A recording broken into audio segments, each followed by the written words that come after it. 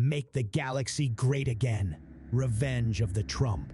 As the galaxy teetered on the brink of disaster with the execution of Order 66, a mysterious portal opened within the Jedi Temple. From it emerged an orange figure. It was Donald Trump. The Force itself seemed to have intervened, bringing a wild card in at a pivotal moment of galactic history. Confused yet undeterred, Trump surveyed his surroundings. The temple was in turmoil, with clone troopers turning against the Jedi. Al-Qaeda? He wondered aloud, quickly realizing the gravity of the situation. In the shadows, a figure observed Trump's arrival with keen interest. Anakin Skywalker, soon to be Darth Vader. Anakin had been moments from striking down the younglings when the approaching newcomer caught his eye. Trump, using his instincts for negotiation, described in detail in his book, The Art of the Deal, approached Anakin.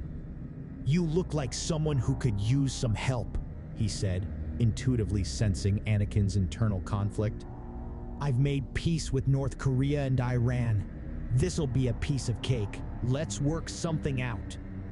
Anakin, driven by a desperate need to save Padme, believed destroying the Jedi was his only path.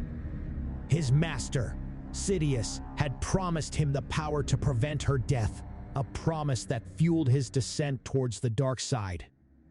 "My master said it's the only way to save Padme." "It's fake news," Trump said bluntly. "Your master is using you, just like Hillary used her people. You know she should be in prison, right? I mean, if Hillary Clinton can't satisfy her husband, what makes her think she can satisfy America? It's the same game here, Anakin. They promise you everything until they get what they want, and then you're expendable." Anakin's grip on his lightsaber tightened. Trump's words pierced through the veil of deceit and manipulation he had been under. He closed his eyes for a moment, searching the Force. In his heart, he felt the Force was guiding him to trust this orange man who could save them all, including Padme. "Can you help me save Padme?" he questioned, his voice a mix of hope and doubt. "Listen, I've dealt with liars and cheaters all my life," Trump continued. "Palpatine's no different. He's taking advantage of you, using your fear, your love, to control you. Join me, and we'll find another way to save Padme without destroying everything." The idea of an alternative path, one that could save Padme without the cost of his soul, appealed desperately to Anakin. He recognized he was being manipulated by Sidious as his only way to save Padme, forcing him to betray his friends, but perhaps he could avoid this terrible fate. "I will be your apprentice, my new master," said Anakin, kneeling before Trump, the weight of his previous choices heavy on his heart. "Show me this other way. You're hired. Now take me to this Sidious. He sounds like a real scumbag." But Darth Sidious, who had already sensed the anomaly in the Force, decided to meet this intruder himself, arriving at the temple entrance with his guards. "Sidious," said Anakin, alerting his new master to the presence of the old. As Darth Sidious approached, his eyes narrowed on the unexpected pair. "Vader, what is this treachery?" he hissed, his voice dripping with malevolence. Trump, unfazed by the Sith Lord's presence, stepped forward. "You must be the big guy here. Palpatine, heard a lot about you, not the good kind. You've been manipulating my new apprentice with fake news," he gestured towards Anakin. "Just like a corrupt politician, but I'm here to drain your swamp." Sidious, taken aback by Trump's audacity, sneered. "And who are you to challenge the power of the Sith?" Meanwhile, on Kashyyyk, Yoda, meditating amidst the chaos of the Order 66, felt a profound shift in the Force. His eyes snapped open, a realization dawning upon him. The true chosen one, Appeared he has, Yoda murmured. Bring balance to the Force. He will. Donald Trump, he is. Make the galaxy great he shall. Back at the Jedi Temple, the confrontation escalated. Anakin stood by Trump, his resolve strengthened by his new master's confidence. I'm done being your puppet, Sidious. I choose a different path. Sidious, enraged, unleashed a torrent of Force lightning towards Trump. In a swift move, Trump, guided by the Force, deflected the attack using a nearby piece of debris as a shield. The sight of Trump, a non-Force user, standing his ground against a Sith Lord, stunned everyone present. Seems I've got some tricks up my sleeve too, Trump quipped, surprising even himself. There's no need to go to war. How about we make a deal? Sidious, intrigued by this audacious being, replied, You are not of this galaxy. What could you possibly offer? Trump leaned in. I've brokered deals with nations, businesses, even TV networks. I sense divisions here, and I can help make this galaxy great again. I think not, hissed Sidious, drawing two red lightsabers and lunging towards Anakin and Trump. Anakin, reacting swiftly, ignited his own lightsaber, intercepting Sidious's deadly strike. The two engaged in a fierce duel, their blades clashing with intense fury. Trump, though lacking Anakin's combat skills, stood firm, a symbol of the alternative path he offered. Anakin, remember what's at stake. Trump shouted over the din of battle. We're fighting for Padme, for the galaxy's future. Amidst the chaos, a group of surviving Jedi, sensing the shift in the Force, arrived to confront the Sith Lord. Jedi Masters, leading the charge, joined the fight, blue and green lightsabers, a beacon of hope in the darkened temple. As the battle raged within the sacred walls of the Jedi Temple, Trump, newly imbued with an untrained yet potent connection to the Force, focused his will. With a determined furrow of his brow and an outstretched hand, he called upon his newfound powers. The very stones of the temple responded, rising from the ground to form a formidable wall around the perimeter. We're gonna build a wall, and the Sith are going to hate it, he declared, his voice echoing with a resolve as strong as the barrier he conjured. Sidious, now outnumbered, fought with desperate savagery. But the combined force of Anakin, Trump, and the Jedi began to overpower him.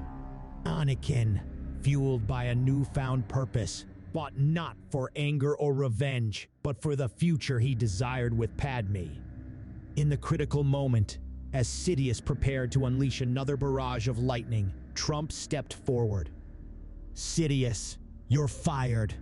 Sidious, witnessing the tide turning against him, realized the battle was lost for now. His gaze lingered on Trump, a curious and dangerous anomaly, before retreating into the shadows from whence he came. This is not the end, he vowed, his voice a menacing whisper carried away to the winds of Mustafar. In the aftermath, the Jedi Temple remained standing but heavily scarred by the conflict. Trump's makeshift wall protecting it from the worst of the assault. Yoda and the other masters approached Trump, their expressions grave yet touched with relief. Saved us, you have, Yoda acknowledged, his gaze piercing. Strong in you, the Force is, but untrained you remain. Join the Jedi Council, you shall. We'll have the best Jedi training, the greatest the galaxy has ever seen, Trump assured, his confidence unwavering. And we'll win, bigly. The Masters exchanged glances, uncertain of what the future held with this unconventional warrior in their midst. Yet, the Force moved in mysterious ways, and they knew the path ahead needed all the strength it could gather. As Sidious sat in contemplation on the fiery vistas of Mustafar, furious at the unexpected turn of events, the air beside him shimmered. A portal, crackling with energy, opened abruptly, casting a glow against the dark, jagged rocks. The Sith Lord's eyes widened in surprise and caution as an elderly woman stepped out from the swirling vortex. The woman stood with an air of determination and experience, her gaze locking on to Sidious. "I believe we have much to discuss," she said, her voice carrying the weight of authority and unspoken power.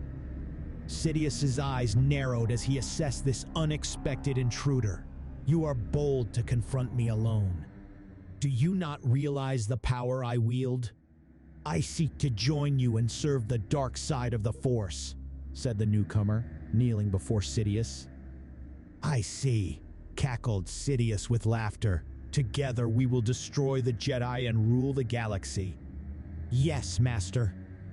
"Arise, Darth Hillary. Make this galaxy great again." Episode 2, The Clinton Menace. In the aftermath of Emperor Palpatine's unmasking as the Sith Lord Darth Sidious, the Galactic Republic found itself on the precipice of uncertainty. The Jedi Temple, still scarred from the recent conflict, buzzed with intense deliberations. The Jedi Council, guardians of peace and justice, faced a decision that would forever alter the course of the galaxy. Amidst the chaos, an unlikely figure emerged as a beacon of unconventional hope. Donald Trump, the man from another place, had demonstrated an unprecedented connection with the Force, challenging the Sith and offering a new path forward. His audacity and unorthodox methods had ignited a spark of potential that the Jedi could not ignore, helping them to break away from their outdated traditions. Chosen, he is. Lead the Republic. He must. Destroy the Sith. He shall, Yoda declares as the Masters debate the succession of the now exposed Chancellor. Trump sits beside his new apprentice, Anakin, among the Masters. He has given Obi-Wan due respect, informing him in person of Anakin's transition away from his former mentor. Obi-Wan conceded that he has nothing left to teach Anakin and that perhaps Trump, as his new master, could continue his training. With a profound sense of duty, the Jedi Council endorsed Trump as the new Chancellor of the Republic. As he is inaugurated in the Senate's grand halls, a wave of shock, relief, and curiosity sweeps through the assembly. The galaxy watches with bated breath as he pledges to make the galaxy great again. True to his word, Chancellor Trump wasted no time implementing his agenda. His first decree addressed the issue of mass immigration on Coruscant. Migrants were ordered to return to their homeworlds, a move Trump argued was essential for restoring order and ensuring the Republic's security. While some citizens applauded the swift action, others whispered in dark corners, wary of the divisive undertones and failing to see the bigger picture. Recognizing the persistent threat of the separatists, now aligned with Sidious, Trump understood he must sever this alliance to undermine the Sith's influence. During a meditation session with Master Yoda, Trump feels a disturbance in the Force. Concentrating with an intensity only a self-made billionaire with incredibly high approval ratings could muster, he summons a portal in the Jedi Council chambers. Through it steps a well-suited man from another dimension. "So glad you could join us, Vivek," Trump greets him. "Where am I?" Vivek asks, momentarily disoriented. "I've hired you to serve the Republic as Vice President. You're a great guy, and you'll do a great job," Trump asserts. Even Yoda was astounded by Trump's newfound control over the Force, summoning beings from other dimensions. Trump knew they need a different kind of warrior for this mission, a seasoned businessman like himself, capable of bridging formidable divides. Vivek, as the new envoy, will negotiate peace with the separatists. "What's my mission?" Vivek inquires. "To dismantle the Sith, an alliance we must forge first," explains Yoda with profound, mysterious words, which offer no real value to the conversation. We're up against real scumbags supporting the dark side, manipulated by fake news.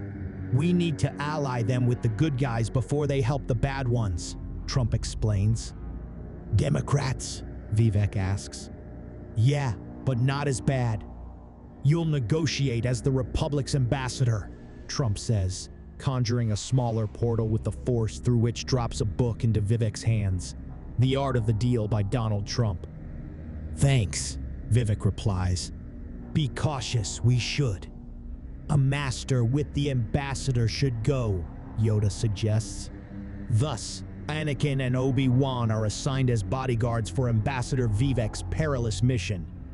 Aboard their transport, Vivek enlightens Anakin and Obi-Wan about the treachery and corruption of the Democrats and the Biden administration.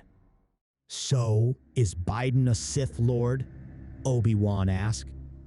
He's not that sharp, to be honest, but he is a dark side Force user responsible for the suffering of millions, Vivek responds. Have you battled many Sith yourself, Ambassador? Anakin asked, intrigued. As a matter of fact, I have. I recently destroyed Nikki Haley and Chris Christie on national television. They succumbed to the dark side through greed and excessive lobbying, recounted Vivek. Ambassador, once we've eradicated the Sith from our galaxy, the Jedi will venture to your world to free it from the Democrats, Obi-Wan offers. Oh, I can't wait for that episode, Vivek chuckled, reminiscing about his own confrontations with the dark side. Amidst the searing, infernal landscape of Mustafar, Darth Sidious and his new apprentice, Darth Hillary, stood perched above a churning river of molten lava. The air around them vibrated with a sinister energy as Sidious, deep in thought, strategized his next move in the cosmic game that spanned the galaxy. I have delved into your mind through the Force and witnessed your cunning, Sidious murmured, his voice a blend of admiration and malice. Your skillful deletion of emails would have been an asset in the Galactic Senate. Thank you, my master, Darth Hillary inclined her head. Our spy within the Jedi Council has informed me the Jedi have sent an envoy to the Separatist leaders, Sidious continued, his voice a sinister whisper that seemed to blend with the hissing of the lava. The Jedi believe they can negotiate peace with the Separatists. Such a truce would significantly undermine our plans for the galaxy. Darth Hillary's eyes narrowed, her mind racing with strategies and possibilities. A peace between the Jedi and Separatists? We should destroy them like Libya. What is your bidding, my master? Sidious turned to face her, his yellow eyes glowing with an unholy light. The Jedi have dispatched ambassadors for these peace talks. If they succeed in swaying the Separatists, our grip on the galaxy will weaken. We cannot allow this to happen. I want you to intercept and kill them before they can meet with the Separatist leaders. Ensure that their mission ends in failure and death. Darth Hillary bowed her head in acknowledgement. I will not disappoint you, my master. The Jedi will not realize what's hit them till it's too late. A horrific smile crept across Sidious's face, foretelling nothing but doom and gloom. Excellent. Your allegiance and efficacy will be amply rewarded.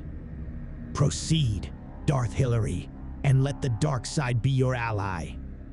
As Darth Hillary turned to leave, her black cloak billowing behind her, Sidious gazes out over the hellish landscape of Mustafar, knowing that every move he makes must be calculated with precision. The unexpected emergence of Donald Trump and his influence over the Force introduced an unpredictable element into the equation, but if he could prevent an alliance between the Republic and Separatists, then he could unleash his war in full. Meanwhile, the Jedi and Ambassador, unaware of the looming threat, continue their journey toward the Separatist leaders. Anakin, Obi-Wan, and Ambassador Vivek, resolute in their mission, determined to bring peace to the galaxy, but unaware of the approaching threat of Darth Hillary and the oncoming battle. Making This Galaxy Great Again, Episode 3, Clinton Strikes Back. Continuing their journey, the Jedi Ambassador's ship glided through the cosmos, its destination, the planet Geonosis. Anakin and Obi-Wan, seasoned warriors of countless battles, sensed an unease in the Force, a shadow that grew darker as they approached their destination. Even the Ambassador, though not attuned to the Force, felt a tension in the air. As they disembark on the Separatist world, the landscape was a stark contrast to the opulent chambers of the Republic. Here, war was the only industry of focus. The air was thick with the smell of oil and metal. The ground trembled with the march of droid armies being readied for battle. In the distance, the figures of the Separatist leaders waited, their strange faces full of skepticism and suspicion. And so, the negotiations begin, a delicate duel of words and wills. The Ambassador, channeling the art of the deal, spoke with a conviction that surprised even the Jedi present. His arguments were compelling, his vision for a unified galaxy persuasive. Anakin and Obi-Wan stood guard, their senses on alert through the Force, vigilant for any sign of treachery. The Republic's proposal is a mutually beneficial one. Together in peace, we will all prosper. This war serves only the Sith's vile ends, the Ambassador asserted. But as the talks reach a critical juncture, the terrible sound of blaster fire erupted in the compound. Looking out the window quickly, they saw a short, hooded figure accompanying hundreds of clones, cloaked in the power of the dark side, bursting upon the scene with the fury of a bomb. Its lightsabers ignited, casting a sinister red glow over the assembly as they flew towards the parley. Anakin and Obi-Wan drew their weapons, their blades humming to life, ready to defend against the Sith onslaught. Darth Hillary paused at the threshold, her gaze sweeping across the room, locking onto the Ambassador, who remained defiantly composed. "Hello there," began Obi-Wan, but the Ambassador cut across. "Hey Hillary, did you pass Bill on Planet Epstein on the way here?" He taunted, his jibes slicing through the tension. The Sith, incensed by the provocation, hurled herself in a whirlwind of rage toward the Ambassador. Yet, her advance was blocked by the Jedi, their blades forming an impenetrable wall of light. The duel that ensued was cataclysmic, a cyclone of force and fury. Obi-Wan, a paragon of Jedi skill and wisdom, moved with an ethereal grace, his blade an arc of pure, controlled precision. Anakin, a tempest of raw strength and emotion, countered with aggressive, sweeping strikes. Darth Hillary was a typhoon of dark power, each movement a testament to her destructive hatred and blackened heart. The battle of the Force users shook the entire compound, and stray sparks from the clash of the lightsabers set surrounding equipment on fire. Soon their battle had engulfed the entire room in flames, each combatant now employing the Force to protect them from the heat of the flames. Despite their combined might, the Sith's ferocity was relentless. In a fleeting moment, a lapse in the chaos, Darth Hillary exploited an opening in Obi-Wan's defense. Her blade, a viper strike of death, pierced his heart. The Jedi Master crumpled, his essence fading into the Force, a light extinguished too soon. Anakin, witnessing the fall of his old mentor, his anchor to the light, was engulfed in an explosion of fury. The dark side, sensing its moment, whispered sweet promises of retribution and infinite power. His resolve fractured.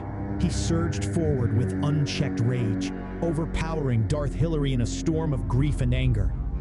As he stood over the defeated Sith, lightsaber poised for the killing blow, memories of Palpatine's manipulation flooded back the moment he executed Count Dooku, a deed that haunted him ever since. Anakin's hand trembled, the dark side urging him to succumb to his vengeance, to end her life as she had ended Obi-Wan's.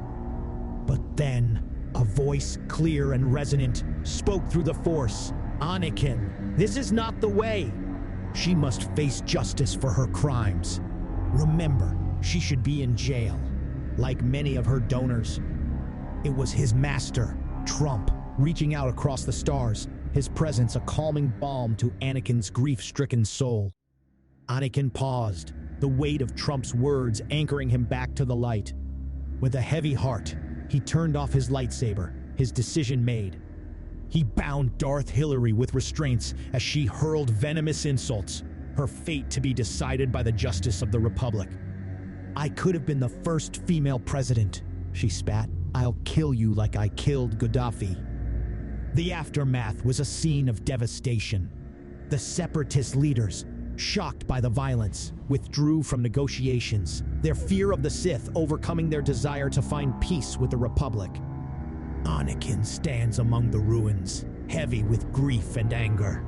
The ambassador, though unharmed, is shaken by the ordeal. His vision of peace turned to ash. As they returned to Coruscant, the galaxy trembled on the edge of war. Anakin's soul was a battleground, his loyalty to the Jedi Order and the light side of the Force tested as never before. The dark side tempted him with promises of power enough to avenge Obi-Wan and to protect those he loved from any threat. In the shadows, Darth Sidious watched, his plans unfolding as he had foreseen. The death of Obi-Wan, the failure of the peace talks, the rise of anger and darkness within Anakin, all pieces in the grand game he now played. He knew the time was near when he would unleash his war in full, then the galaxy would be his to command. Upon their arrival back on Coruscant, the Senate was on edge with grief for the fallen Jedi, relief at the capture of a formidable Sith, and an underlying current of apprehension about the future. The trial of Darth Hillary was set to be a historic event, broadcasted galaxy-wide, as the Republic sought to showcase its justice and unity. Led into the Grand Senate chamber, Darth Hillary's chains were a stark contrast to her once formidable aura. Yet, even in defeat, she wore a menacing smile.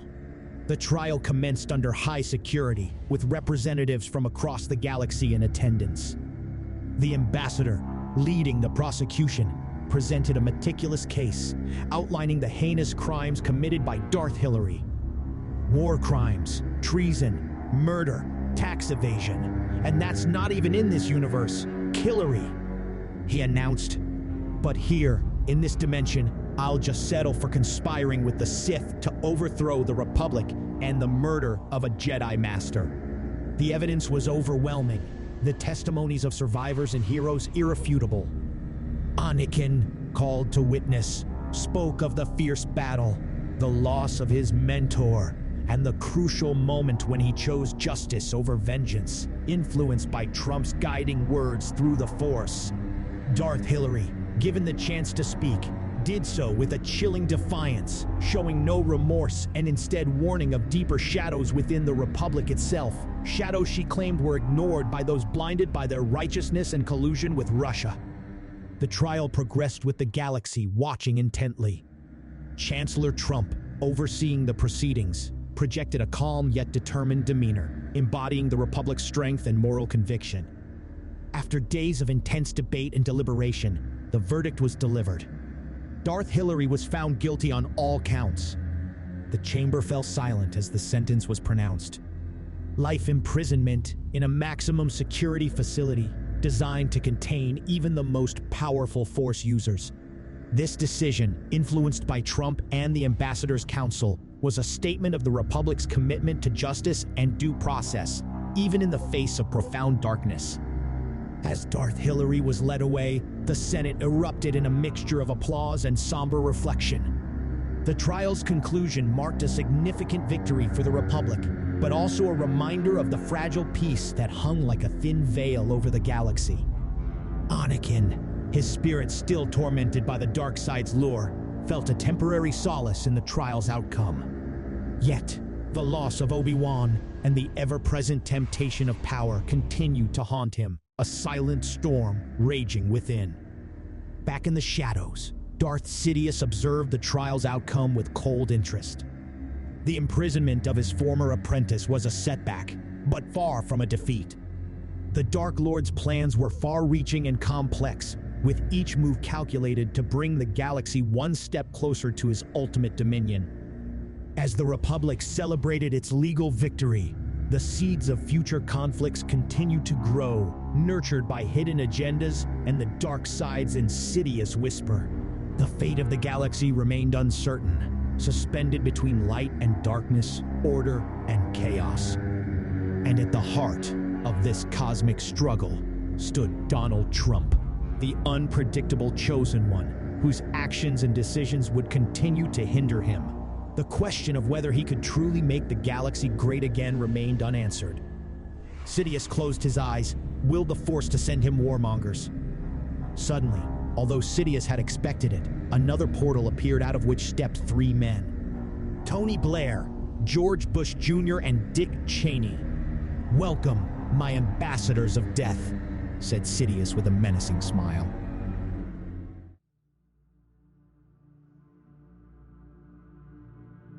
Making This Galaxy Great Again, Episode 4, The Dark Coalition. In the deceptive calm following Darth Hillary's trial, the galaxy was like a patient in recovery, bandaging its wounds while an infection of darkness spread unseen. The new Sith Lords, dubbed Darth Dick, Darth WMD, and Darth Misleadus by a cackling Sidious, were the masterminds of a sinister resurgence. "Arise, my minions of misinformation and mayhem," Sidious declared, his voice dripping with malevolent glee. "Go forth and sow chaos." Using their deep connections, the trio unleashed a campaign of manipulation so insidious it would make the Iraq War look like child's play. They infiltrated political systems, spreading lies and doubt about Darth Hillary's trial, portraying her as a martyr of the Republic's tyranny. Their deceit spread through the galaxy like a wildfire, sparking protests on various planets. Citizens, along with politicians whose moral compasses spun like weather vanes in a storm, clamored for Darth Hillary's release. The Senate, once a bastion of galactic governance, was now a circus of indecision and fear. Meanwhile, Anakin Skywalker, the poster boy for inner turmoil, found himself wrestling with a growing sense of disillusionment. Trump's voice through the Force was like a distant echo, struggling to penetrate the fog of confusion enveloping him. "Anakin, don't listen to the fake news," Trump's voice resonated within him. "Remember, there's only one side to the Force, the winning side." As the campaign for Darth Hillary's release reached a fever pitch, Trump, flanked by his Jedi advisors, held a clandestine meeting. "We're dealing with master manipulators," he declared, his face an unmoving orange mask of determination. "They've got their Sithy fingers in every pie from here to the Outer Rim and are trying to get in Hillary's too." The situation escalated into a full-blown spectacle when a demonstration on Coruscant, clearly directed by the Sith's unseen hands, demanded Darth Hillary's immediate freedom. The Senate, quivering like junkies in remission, convened a special session. After what could only generously be called a debate, they shockingly declared Darth Hillary a political prisoner and ordered her release. "Congratulations, Darth Hillary. You're free to go and wreak more havoc," muttered Anakin, watching the scene unfold with a mixture of anger and disbelief. The Sith Lords, meanwhile, celebrated in the shadows, their cackles echoing through the void.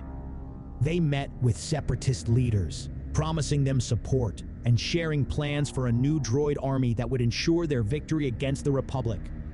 But they hadn't counted on Ahsoka Tano, Anakin's apprentice, who had been conducting her own investigation.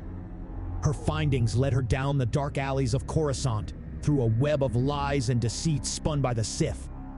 "Master Anakin, the Sith are playing us," she reported, her eyes burning with a mix of fury and resolve. Anakin relayed the information to Master Trump, who stroked his chin thoughtfully. "Who are these new Sith?" he pondered. "Darth WMD, Darth Misleadus, and Darth Dick," Anakin replied. Trump's eyes narrowed. "I've seen this before," he murmured. "Weapons of mass deception, leading us into battles we shouldn't be fighting. Sounds like my predecessor's work." "Who are they?"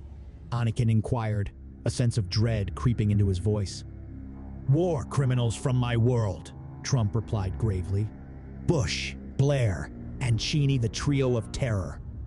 Anakin's eyes widened. Bad men? The worst, Trump confirmed, his expression darkening. Summon the Jedi Council. We're about to face an illegal war, and these guys are old pros at this game. The Jedi Council, once a calm conclave of wisdom and peace, now resembled a war room. At its center, Chancellor Donald Trump, flanked by Anakin Skywalker and the Ambassador, addressed the assembly of Jedi Masters. Okay, folks, we've got a big problem, a huge problem, Trump begins, his hands gesturing with emphasis. The Sith are back, and they've brought friends, bad friends, the worst. Master Yoda, perched on his seat, stroked his chin thoughtfully. Indeed, the dark side clouds everything. Underestimate them. We must not. Trump nodded. You're right. We need to be smart. Really smart. I know smart. I've dealt with the best and the worst. Mace Windu, his brow furrowed, leaned forward. Chancellor, our priority must be to protect the Republic and restore faith in our institutions. How do you propose we do this? Well, Mace, the first thing you need to do is stop being a dick to my apprentice. Can you do that? Can you? Responded Trump, pointing an emphatic finger at Mace. Stunned silence greeted these words. Having a purple lightsaber doesn't make you special. It makes you look incredibly stupid. Yoda's ears twitched at Trump's blunt admonition to Mace Windu. The ancient Jedi Master clears his throat, a small smile playing on his lips. Respect each other, we must. Even if agree, we do not. Right, Chancellor Trump is. Dignity and respect, pillars of the Jedi way they are. Mace looked momentarily taken aback. His stern demeanor faltered under the dual reprimand. His usual stoic face turns a shade redder, a mix of embarrassment and simmering anger. Respect is earned, Chancellor, he retorts, and it goes both ways. Look, Mace, Trump interjected, I'm all for earning respect, terrifically so, but you've been throwing shade like it's the only force power you've got. Let's focus on the real enemy here. The Sith are spreading fake news, and you're attacking a Jedi. Yoda nodded sagely. Focus we must. Dangerous, the path ahead is. Clouded by anger and pride, our judgment becomes. Good, glad we got that out the way, said Trump, concluding the minor housekeeping. Next, we're going to build a coalition, a big, beautiful coalition of Jedi and allies. We're going to bring peace and order back and make this galaxy great again. Kaya D. Mundi raised a hand, his expression one of concern. But the media, controlled by the Sith, spreads lies and deceit. The galaxy believes we are the oppressors. That's where my new ally comes in, Trump announced, motioning toward a hologram of Tucker Carlson. Tucker is going to help us take back the narrative. He's going to be huge. Believe me. Tucker's hologram flicked to life, casting a blue glow over the council chamber. Good evening, folks. It looks like you've got quite a galactic mess on your hands, he begins, his voice a blend of charm and resolve. But don't worry, I've been dealing with fake news since before the Sith started their little temper tantrum. Mace Windu, still simmering from the earlier exchange, shift uncomfortably. And how do you propose we combat such widespread deception? Tucker gave a knowing smile. First, we're going to expose the politicians accepting bribes. We'll shine a light so bright on their corruption, they'll think they're blind. I've got a team ready to dig into every dark corner of the Senate. If they're taking Sith money, we'll know about it. Trump nodded approvingly. And after we've exposed the crooks, we'll reclaim the narrative. We'll tell the real story of the galaxy, the story of heroes fighting against the darkness, of a republic standing firm in the face of evil. Indeed, expose the truth. We must, Yoda chimed in. In the light, the dark cannot hide. Tucker's hologram gestured emphatically. We'll use every platform at our disposal. Holonet intergalactic broadcasts, you name it. We'll counter every lie with 10 truths. They won't know what hit them. Anakin felt a renewed sense of purpose amidst the planning, spoke up. What about the Sith Lords? How do we deal with them? Tucker's eyes narrow. The puppet masters themselves. Well, we'll need a cunning strategy to bring them out into the open. Disinformation, distractions, and a few well-placed leaks about their true intentions. Once we start pulling their strings, they'll be forced out. Ki Adi Mundi, still visibly concerned, spoke up. We must tread carefully. The Sith are cunning and will not take this assault lightly. Trump gave a confident grin. Let them come. We'll be ready. And when they show their ugly faces, we'll give them a lesson they'll never forget. This time, I'll bury Darth Hillary under the prison for what she did to Obi-Wan, said Anakin, angrily clenching his fists. Easy, Anakin, easy, Trump cautioned, noting the young Jedi's fury. We'll bring Darth Hillary and her Sith friends to justice, but we'll do it the right way. We'll make the legal system great again, and they'll get their fair share of prison time, believe me. Anakin took a deep breath, nodding slowly, his anger simmering just below the surface. Yes, Master. I trust your judgment. Tucker's hologram continued, and that's where Truth Social comes in. It's our main platform, our lightsaber in the dark, if you will. We'll cut through the lies with the sharp edge of truth. Anakin, with your insight and experience, you could be a powerful voice for this new venture. Ever considered a career change? From Jedi Knight to news anchor? Anakin, taken aback, laughed softly. Me, a news anchor? I've never thought about it, but fighting the Sith with words instead of just a lightsaber? It's an intriguing idea. Yoda's ears perked up, his eyes twinkling. A force for truth you be. Strong in you, the Force is. Strong in the truth, you would be. Mace, now somewhat recovered from his earlier embarrassment, added begrudgingly, I suppose it would be a novel approach. The galaxy could benefit from a Jedi's perspective. Trump clapped his hands together. Fantastic. Anakin Skywalker, the face of Truth Social. Ratings will skyrocket, and so will the truth. We'll be unstoppable. Anakin, a smile spreading across his face, considered the possibility more seriously. Maybe after we've dealt with the Sith threat. For now, my place is here, fighting the darkness. Of course, Anakin, Tucker assured him. But when you're ready, we've got a spot for you. Prime time Holonet. Anakin, his demeanor a mix of contemplation and determination, nodded thoughtfully. You know, the more I think about it, the more I realize I won't have to choose between being a Jedi and a voice for the truth. I could do both. I could fight as a Jedi when necessary, and with words when they're stronger. Trump beams at him. You're hired. A Jedi Knight and a news anchor, fighting the dark side on all fronts. You'll be a dual force for good. Yoda's eyes twinkled with approval. Wise decision it is. Carry the light of the Force you will, into the darkness of falsehood. Great balance in you, I sense. Tucker's hologram gave a thumbs up. Looking forward to co-anchoring with you, Anakin. The meeting concluded with a renewed sense of unity and excitement. Truth Social set to launch, with Tucker leading the charge and Anakin as its future star, balancing his roles as both a Jedi and a beacon of truth. As they prepared for the upcoming struggle, the galaxy watched with bated breath, waiting for the first broadcast from Truth Social, the platform that promised to shine a light in the darkness.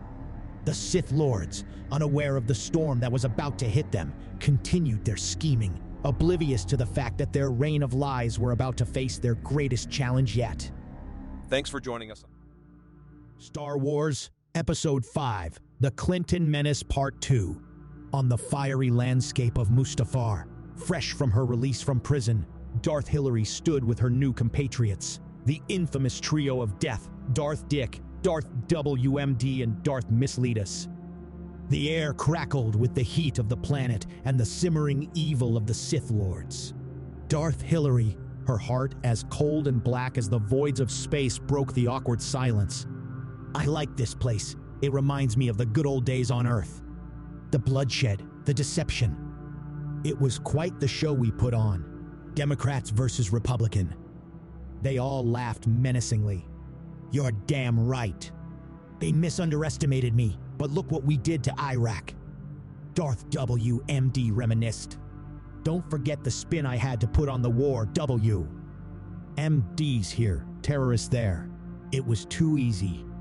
Darth mislead us chuckled, 1,000,000 dead and unlimited oil. Darth Dick's eyes glinted with malice as he joined in. True. You know, I surprise myself at times. We had the weapons companies in one pocket and the oil fields in the other. War meant profits, and profits meant power. Unlimited power. Sometimes I wonder if your parents knew the man you'd become and were good enough to warn the world by calling you Dick. The group shared a collective, sinister laugh, their thoughts turning to their recent endeavors in the galaxy. And now, Darth Hillary mused, we have a whole new galaxy to rule. Not yet. There's a new thorn in our master's side, Truth Social, cut in Darth Dick. Darth Miss Leia snarled, yes, I'm working on it. I have my agents in place working from within to subvert the message. We must deal with this swiftly and decisively. Darth Dick nodded. There are rumors a Jedi has joined this Truth Social. Anakin Skywalker. Darth WMD smirked.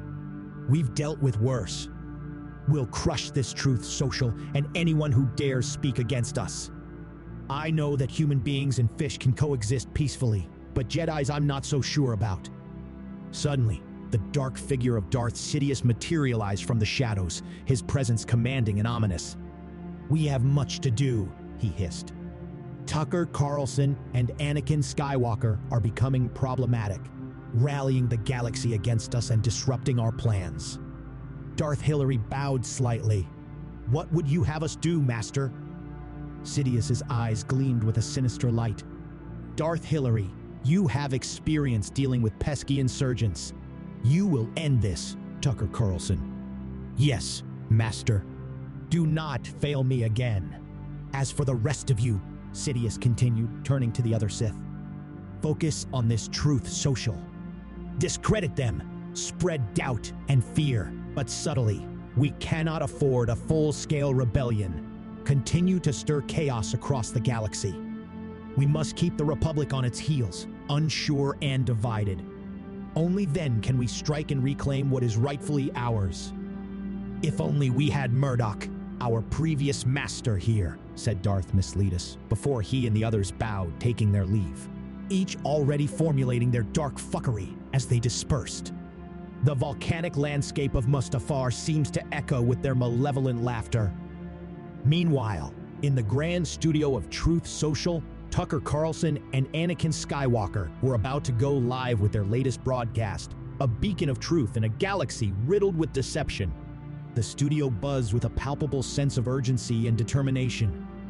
Anakin, his Jedi robes replaced with a suit for the evening broadcast, stood ready before the camera, his lightsaber concealed in his pocket, giving an uncomfortable impression to those around that he was overly excited. Live in 3, 2, 1, the director cued, and Tucker's charismatic voice filled the airwaves. Good evening, Galaxy. This is Tucker Carlson alongside Anakin Skywalker, bringing you the truth, unfiltered and undeniable. Anakin added, tonight, we discuss the ongoing Sith manipulations and how we, as a united galaxy, can stand against the darkness. As they delve into their discussion, presenting evidence of Sith treachery and highlighting stories of resistance and courage, a sinister presence loomed. Unbeknownst to them, Darth Hillary, cloaked in shadows, approached the studio on the deadly mission decreed by Darth Sidious. Mid-sentence, Tucker's expression changed to one of alarm as security alerts blared. In a flash of darkness and fury, Darth Hillary burst into the studio, like a bitch in heat, her red lightsaber igniting with an ominous hum. Tucker, caught off guard, was thrust into the heart of danger. Anakin reacted instinctively, his Jedi instincts kicking in. He leapt between Tucker and Darth Hillary, his own lightsaber coming to life in a brilliant arc of blue.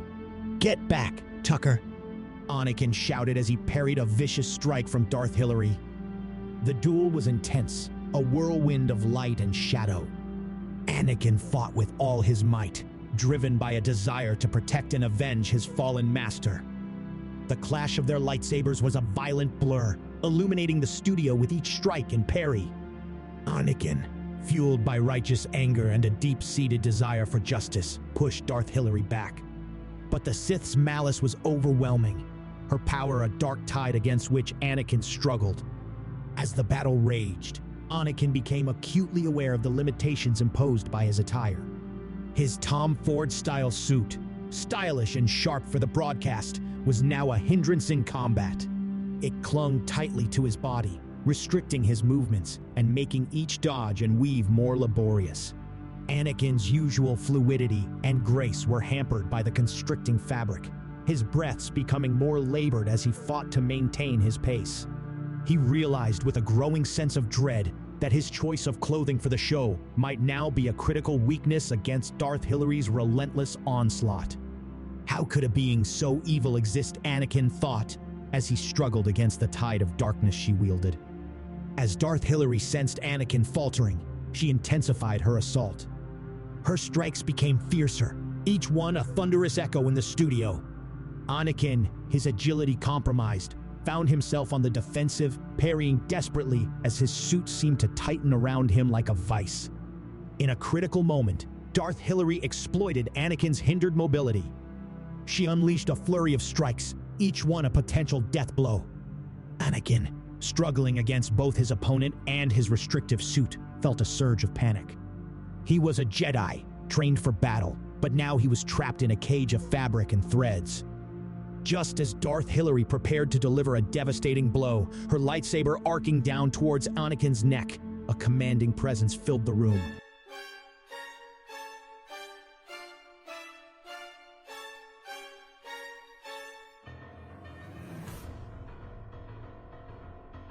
Donald Trump, Jedi Master, stepped forward, his own lightsaber in hand.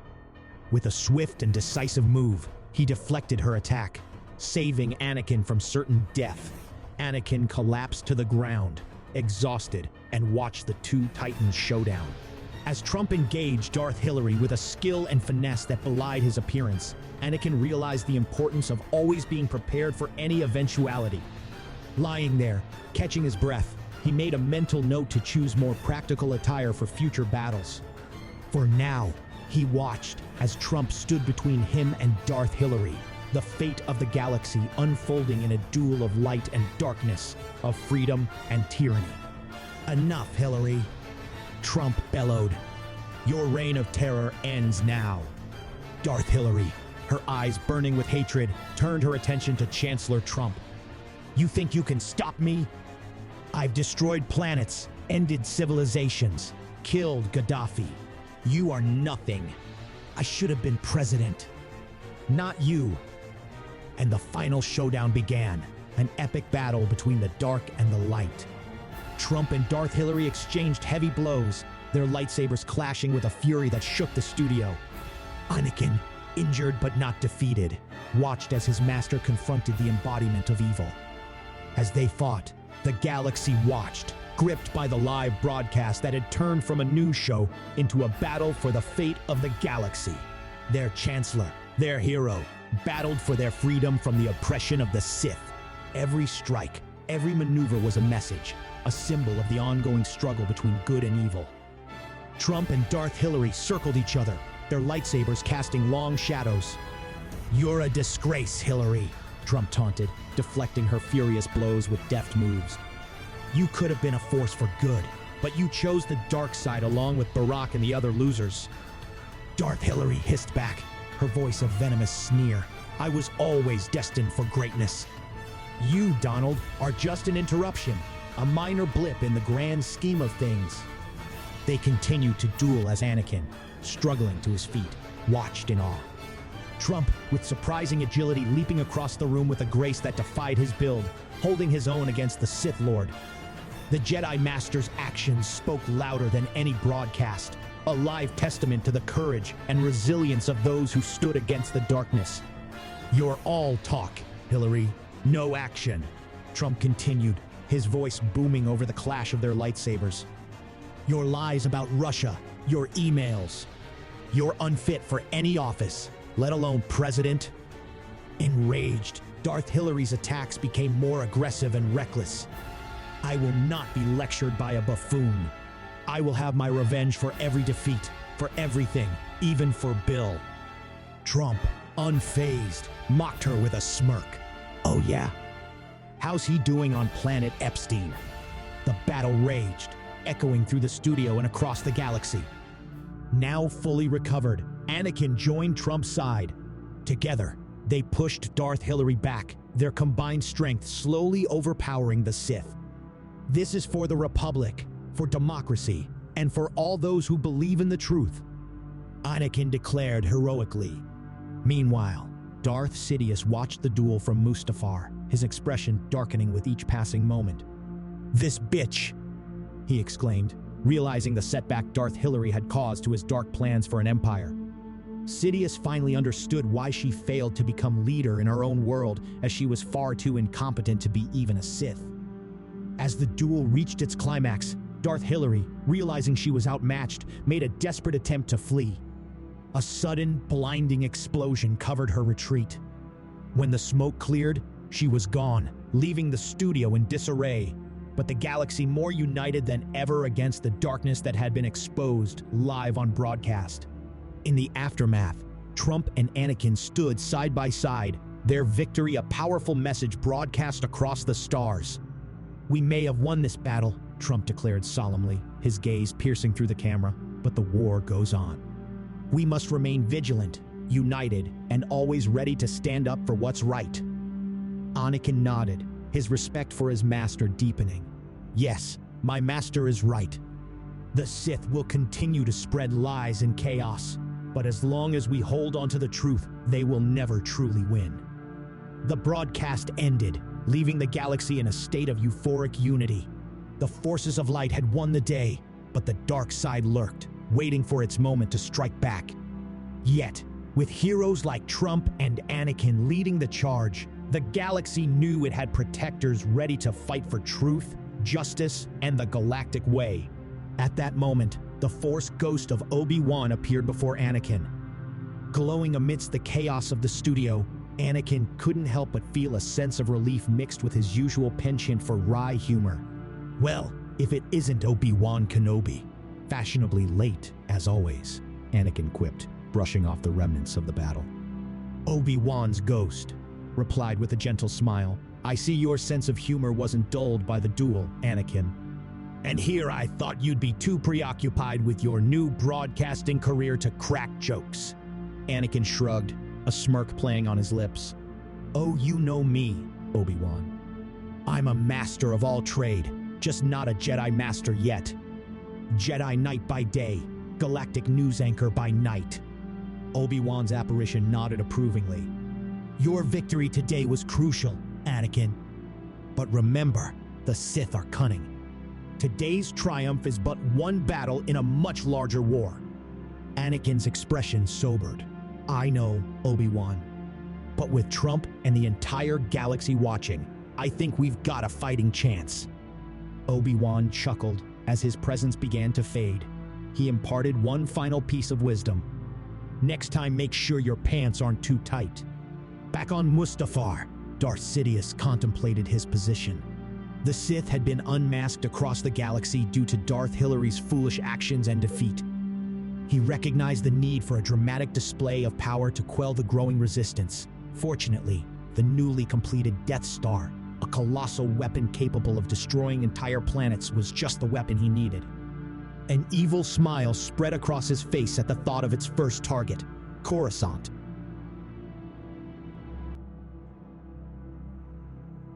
Star Wars: Rise of the Tucker Carlson. 4 years had passed since the triumph of Trump, and for a while, the galaxy had flourished under his leadership with a period of peace and abundant prosperity. Eventually, however, the sun had to set regardless of how bright the day had been, and this golden period had begun to wane. Darth Hillary had been vanquished, but Darth Dick, Darth WMD, and Darth Misleadus remained and had not been idle. They had continued to sow their insidious seeds of doubt and disinformation, infecting the minds of the simple and easily led. Sidious found himself in awe at the darkness within the souls of these beings from other galaxies as he stood by them on the fiery plains of Mustafar. They had pleased Sidious with their effectiveness as masters of deception and lies, but he now grew frustrated. According to his plans, once Trump had been vanquished, there would still be no way for Sidious to assume leadership, proclaim himself emperor, or reclaim his position as supreme chancellor without undoing much of their Sith destabilizing work, and would without a doubt trigger an open rebellion. Across the galaxy, there had to be another way. Seeking an alternative, Sidious, upon counsel from his dark advisors, invoked the dark side to conjure a new puppet. Thus emerged Biden, whose initial imposing figure quickly gave way to a facade of confusion as he stumbled through the volcanic ash, seeking an invisible handshake. Eventually, he spotted Sidious and approached, tripping on his own feet as he came. Sidious looked around awkwardly at his own companions, forgetting for a moment his own menacing composure. "Leave us," he ordered, dismissing the others as the clumsy Biden finally reached him. "I didn't know the border had gotten this bad," said Biden, surveying the surrounding infernal landscape of Mustafar. "You stand on the brink of a new destiny," Sidious proclaimed, concealing his confusion behind a veneer of encouragement. "Where am I?" inquired a befuddled Biden. Sidious, seizing the opportunity, outlined Biden's role as the Empire's figurehead, subtly steering his fragile mind with the Force to ensure coherence. "You have been brought here to run in my stead, across a galaxy many times greater than your own. Soon you will be my puppet as Supreme Chancellor across the galaxy." "Puppets. I love puppets. Haven't seen any since." He trailed off for a few moments, spouting incoherent nonsense, but Sidious allowed him a moment to gather his senses again, growing in his own confidence at the genius of the brilliance of their plan. How could they defeat him in debate when they couldn't even understand him? Sidious raised a hand in Biden's direction, using the Force to stabilize the old man's fragile mind so he could at least establish a plan. "You are now servant of the Empire. Your victory over Trump intrigues me.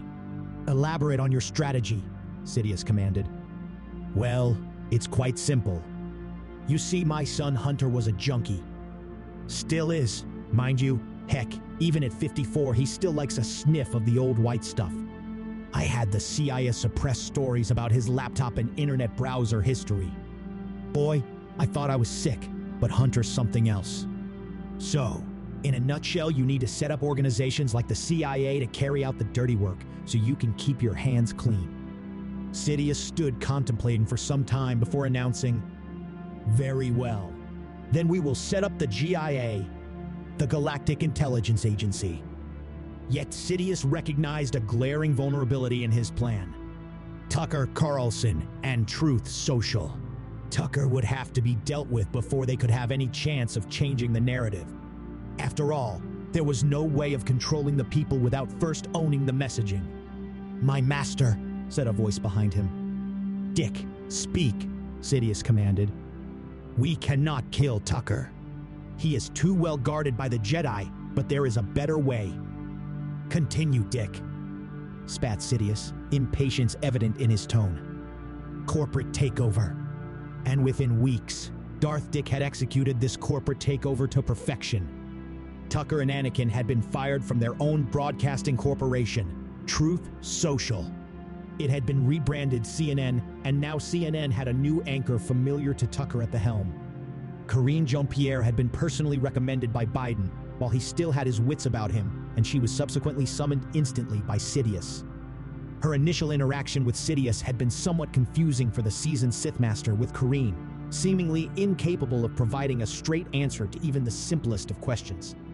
Eventually, Sidious, almost suffering from a stroke as he attempted to keep track of Karine's mental gymnastics, decided it was best to avoid engaging further and instead thought it better to immediately inflict this woman upon the masses.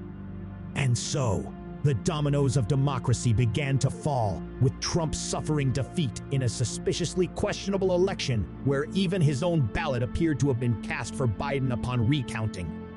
CNN had immediately began disseminating propaganda casting doubt on Trump's great victory against Darth Hillary, discrediting his accomplishments and demonizing the Jedi.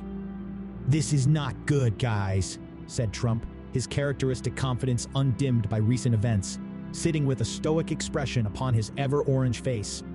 Beside him, Tucker Carlson, now without his broadcasting corporation. His mind raced with strategies and potential counters against the new threats they faced. "I've been here before," he said aloud as he sat in deep contemplation, recalling the events that had led up to his departure from Fox News in another life. "Hidden the truth is by the shadow of the dark side. Master Yoda contributed to this gathering." "No shit, Dobby," shot back an irritated Tucker who was in no mood for Yoda's cryptic insights. The room fell into a heavy silence as they each contemplated their next move. It was Anakin who broke the silence, his voice carrying both the weight of losing his position as co-anchor alongside Tucker and memories of the death of his old master at the hands of Darth Hillary. "We have to fight back," he said firmly. "We need to show the galaxy the truth." Yoda nodded, his voice resonating with the depth of centuries of pain. "Right, you are. In darkness, deeper we slide. Act, we must, before too late it becomes." Tucker rolled his eyes at Yoda's comment before he responded to Anakin. "But how? There's nowhere to broadcast our message from." Trump leaned forward, his gaze fixed on Tucker. "He's right. We'll secure your broadcast. You focus on crafting the right message." We've faced down threats before," he declared, "and we'll do it again. This time, we've got the Force on our side, but we need to expose these bastards and regain control of the message. It's the most powerful weapon we have, and there's only one interview that will shake them in their dirty Sith boots, unmasking them to the entire galaxy." "Who?" asked Trump. "Putin."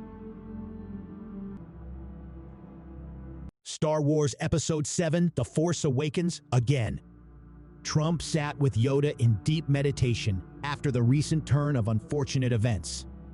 "Defeat, you did this, Darth Hillary, but never before an evil like it this galaxy has seen," said Yoda, breaking the long silence of their meditation. "Just as evil you say these other new Sith are? Darth, Dick, WMD, and Miss Letus." "I do," responded Trump.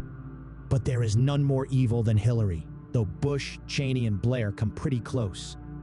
And Supreme Chancellor Biden, what know you of this man?" asked Yoda. "Crooked Joe. He's a bad guy too, real bad, but he belongs in a care home now. Sleepy Joe's not as savvy in the ways of the dark side as Hillary was. He's more of a puppet being manipulated by China and Ukraine," Trump continued, his tone dismissive. "But don't underestimate him or those who pull his strings. They're playing a long game, Yoda." Yoda nodded thoughtfully, his eyes narrowing as he considered Trump's words. "Underestimate them, we must not. A dangerous game they play, yes. The dark side, strong in deception it is. Sleepy Joe, a figurehead might be, but disrupt the galaxy he can, if unchecked he remains." Trump leaned forward, his expression serious. "We need a plan, Yoda. The Sith have taken over the shadows and are now threatening us with nukes. Yeah, I heard about this new Death Star. They're more dangerous than ever now. We need to hit them hard while we still can on all fronts, and the first step has to be to unite the galaxy against them, expose the puppeteers behind Sleepy Joe, and take down Sidious once and for all." "Agree, I do. But careful we must be. The dark side, unpredictable it is. And allies we will need, not just from within the Republic, but from beyond, even from those we might not consider friends under normal circumstances." Trump raised an eyebrow, intrigued. "You mean reaching out to Putin? That's a bold move, my little friend. But if it's to bring balance and peace to the galaxy, I'm all in." Yoda smiled, determination in his ancient eyes. "Wise you are, Master Trump. Build bridges, We must, even with those we disagree. For the fate of the galaxy, bigger than our differences, is. Spot on, responded Trump. The corrupt mainstream media are doing the same thing here they did in my galaxy and supporting illegal wars. The galaxy needs to hear Putin's side of the story. He'll expose these warmongers, especially Biden, Bush, and Blair. Yoda paused for a moment before responding. Shine light cannot, if hidden it is. An opportunity we must create. Expose we must the darkness. I agree, replied Trump. It's only a matter of time before the Jedi are outlawed and become the hunted. We have to strike now. A team of our strongest Jedi will break into CNN and reclaim our broadcast studio. We just need to hold it long enough for Tucker to complete his interview live. The only way for the Sith to cut off our broadcast is inside the building. Time, use it wisely, we must, Yoda advised. A powerful tool, the truth is.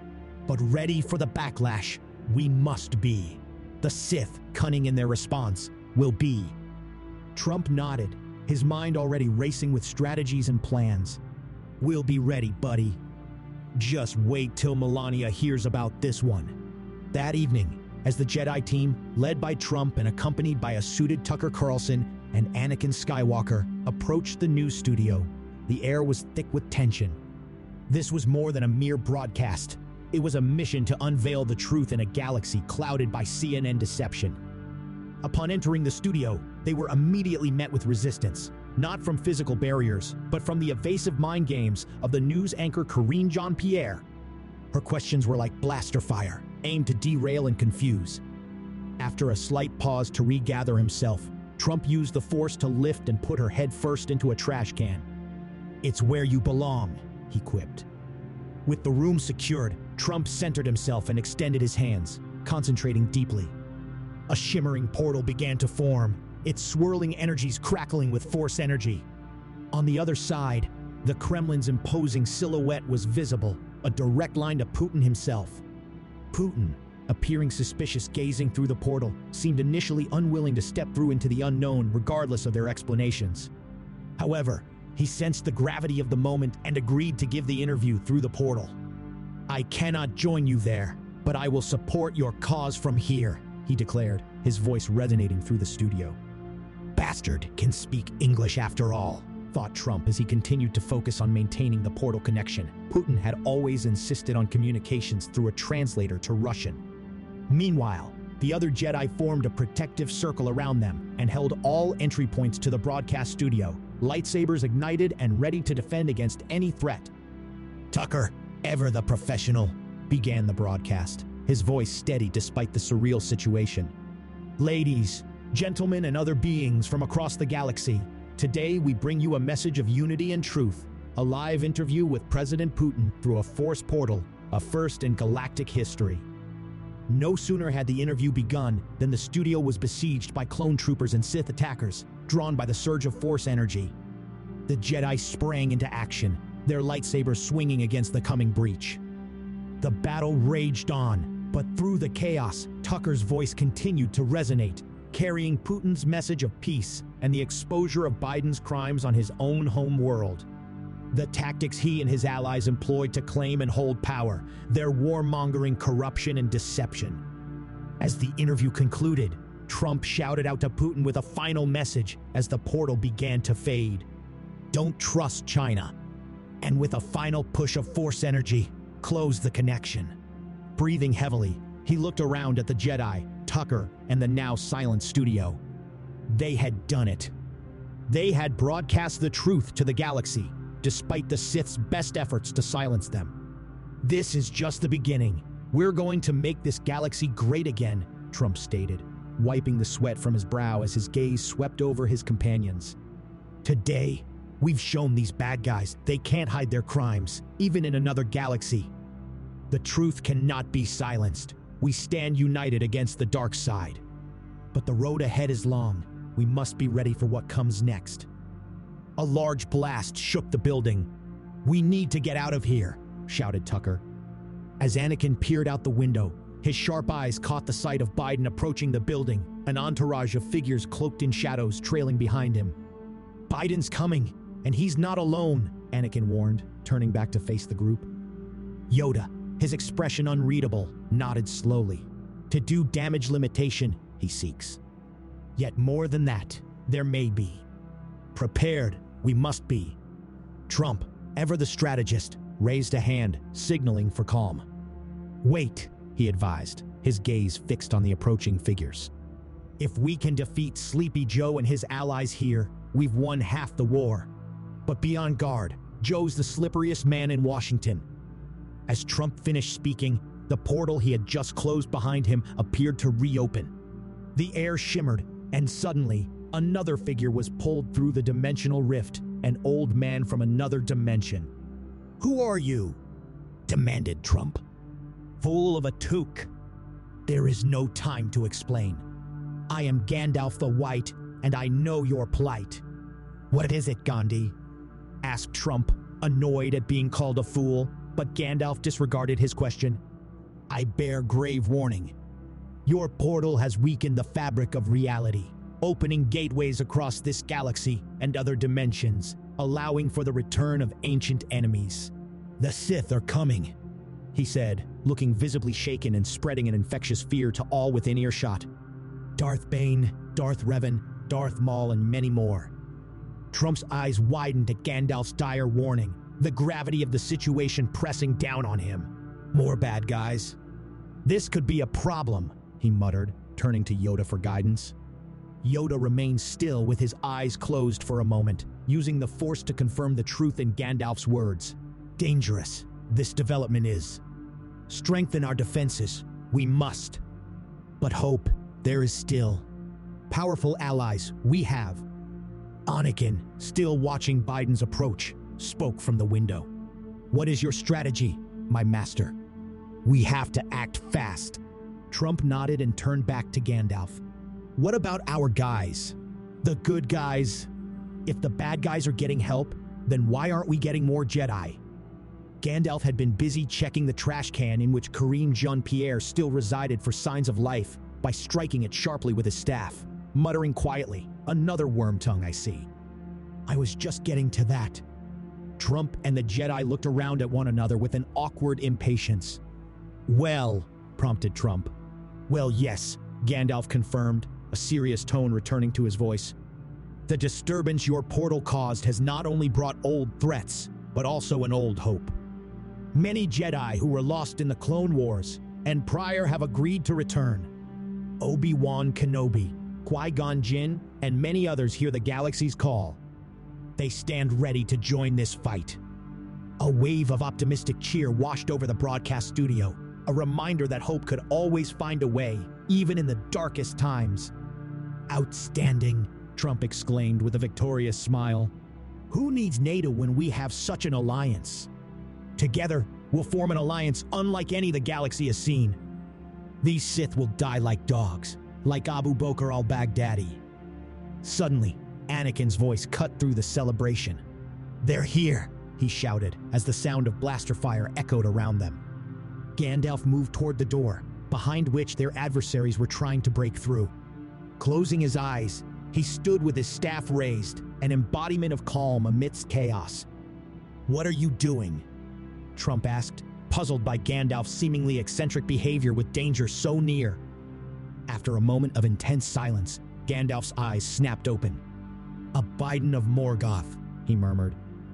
"This foe is beyond any of you. Run!" bellowed Gandalf. But before any of them could move, the doors to the studio burst open, and there stood Joe Biden. But Gandalf yet held the way. "You shall not pass," he bellowed at Biden. Joe Biden, pausing at the threshold, seemed momentarily confused, his eyes flickering with an uncertainty as though lost on the way to the restroom. We have to. You know, the thing," he stuttered, his words trailing off into incoherence, his message lost in a maze of confusion. Gandalf's frustration, held at bay by his patience, finally broke. "I have not passed through fire and death to bandy crooked words with a serving man till the lightning falls," he exclaimed, his voice echoing with ancient power. The studio, filled with the tension of the impending confrontation, seemed to hold its breath at Gandalf's declaration. Trump, seizing the moment of Gandalf's distraction and Biden's confusion, whispered to Anakin, "Get ready. This might be our chance." Anakin nodded, his lightsaber ready to strike. Biden, taken aback by Gandalf's response, attempted to regain his composure. "Look, here's the deal," he began again, but his words faltered under the weight of Gandalf's unwavering gaze. A sudden change came over Biden. His expression switched from puzzled to menacing. "No man can kill me," he hissed, in an unrecognizable voice which struck at the hearts of the surrounding Jedi. Even Gandalf felt the weight of this evil, like a chill wrapping its frozen fingers around his heart. "I am no man," responded Gandalf defiantly, standing his ground. "I am a..." "He must be trans," said Trump, finishing Gandalf's sentence warmly, looking around at the other Jedi and Tucker in an encouraging tone. "We don't discriminate here, guys," he went on, clapping a hand on Gandalf's back. "A wizard," corrected Gandalf, not taking his eyes off of the now changed Biden. The standoff, charged with the potential for unavoidable violence, was interrupted by the sudden arrival of reinforcements for Biden. The air crackled with the energy of arriving Sith and clone troopers, their presence a clear signal that negotiation was no longer an option. Gandalf, sensing the shift in the air, turned to Trump and Anakin. "Fight. Fight to the last man. Fight for your lives," he declared. "The time for words has passed." Biden stepped forward. "Old fool, do you not know death when you see it?" At that moment, an enormous blast shook the entire building. Biden had been unaware that Tucker had turned the cameras back on in the studio, broadcasting the menacing Biden and his uncharacteristic behavior. This, together with the Putin interview, was enough to spark a much-needed rebellion, which now descended in fury upon the broadcast studio together with any other Jedi within the vicinity. Seeing the monitor reflecting his face and sensing the disturbance outside and across the city, Biden and his allies decided it was better to flee rather than continue to inflame this adolescent uprising, using the dark side of the Force to obscure their retreat. In the aftermath of the intense confrontation, the heroes found themselves amidst a momentary calm, punctuated by the distant echoes of chaos outside. The unexpected retreat of their adversaries offered them a brief respite, a chance to regroup and reflect on their next move. Gandalf, his gaze lingering on the spot where Biden and his allies vanished, turned to Trump with a mixture of curiosity and respect. "Your skills with this bright sword are commendable," he said. "Where did you learn this?" Trump, with a smirk, replied, "It's not too different from swinging a golf club. It's all in the wrist action, really." Seizing the moment, Gandalf produced a small golden ring from his robes and offered it to Trump. "Your war is not over, my friend. The ring will aid you," he said solemnly. "Its power is great. Use it wisely. It will enhance your connection to the Force greatly." Trump examined the ring before taking it. "Nice. Melania has one just like it." Accepting the gift, he nodded in gratitude. "Thank you, Gandhi. I'll use it well." The wizard's gaze then turned distant, as if seeing beyond the walls of their current reality. "My time here grows short," he announced to all within earshot. "The paths I walk lead me elsewhere, back to my own realm. Remember, the bonds you forge and the alliances you build are your strongest weapons against the darkness." With those final words, Gandalf began to fade, his form dissolving into the light. As the group made ready to depart the studio, the clamor of upheaval from the outside world intensified. Suddenly, two figures shrouded in gray robes made their entrance. They lifted their hoods to reveal familiar faces. "Hello there." "Obi-Wan," Anakin shouted, unable to hide his astonishment, seeing his old mentor alive, whose loss he had mourned for years. "Anakin, it's truly heartening to see you again, brother. I've been keeping watch over you. You surpassed all my expectations," Obi-Wan replied, his eyes reflecting pride and affection. Anakin moved closer, the reunion stirring deep emotions. "I have much to share, my old master. Darth Hillary is still out there somewhere. We shall defeat her together." Yoda emerged from behind Trump. "Master Qui-Gon," said Yoda, "returned you have. Missed greatly, your counsel we have." Qui-Gon glanced at the assembled group. "It's good to be among you once more. The living force has guided me back," he said, responding, looking over towards Trump. "We should summon the Jedi Council immediately. Much has changed, and much action is needed if we are to prevail against the dark side of the Force." Meanwhile, on the volcanic wastelands of Mustafar, where lava rivers flowed like the lifeblood of the planet, Darth Sidious stood contemplating the chaos that had been unleashed, destabilizing the very fabric of reality itself. The dark energies of the Force had swirled around him, whispering of the return of ancient Sith Lords. A normal general, emperor, ruler would be pleased at such reinforcements, but not a Sith Lord, particularly when he sensed one of the resurrected to be the old master he had betrayed and callously murdered. The realization that the dead were stirring filled his heart with a dread he hadn't felt in years. The Sith's rule of two, a doctrine he had manipulated to his advantage, now seemed a fragile thing, barely containing the brewing storm of ambition and revenge. So much for the rule of two. Sidious considered the possibility of uniting the old Sith under his banner, at least temporarily, until the war against the Jedi and their allies had been decisively won. But then what? The thought of an ensuing Sith civil war, a struggle for supremacy filled with betrayal and bloodshed, was inevitable. Could he, even with all his power and cunning, emerge victorious in such a conflict? Lost in contemplation, a more pressing menace pierced his concentration. A disturbance in the Force drew his attention. A transformation had taken hold of his puppet Biden, altering him into an unrecognizable entity, one curiously familiar to the old man who had appeared in the new studio with Trump and Tucker. Sidious could sense the malevolent aura now emanating from Biden from across the galaxy. But would he now be friend or foe? Amidst the swirling mists of uncertainty, a shadowy figure emerged. "Welcome, Lord Nihilus."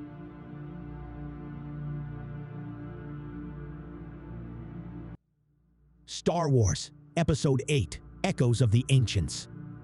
And so they gathered for the Great Jedi Council. Forgotten Jedi Masters of old, spanning a millennia, now sat in their midst. Alongside old friends and brothers lost in battle. So many of them had been overcome with joy at the return of those closest who had been killed fighting for the Jedi cause. Amongst them, Anakin, who now found himself seated between his old mentor, Obi-Wan Kenobi, and Qui-Gon Jinn, the master he never had the chance to apprentice. The joy of reunion was frustratingly brief, yet they had no choice but to act immediately if they were to stand a chance against the combined strength of the Sith of old and new.